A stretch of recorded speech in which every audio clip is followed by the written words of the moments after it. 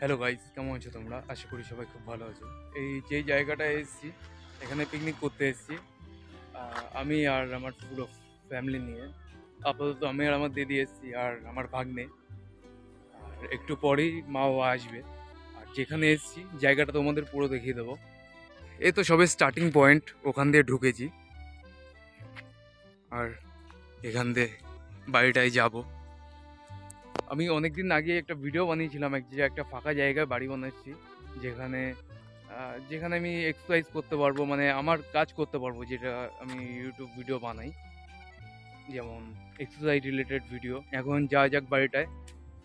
আগে তো এতটা সুন্দর ছিল না জায়গাটা, কিন্তু এখন এতটা হয়েছে তোমরা দেখে বিশ্বাস করতে পারবে না। বিশ্বাস তো করেই নেবে, কিন্তু দেখে নাও জায়গাটা।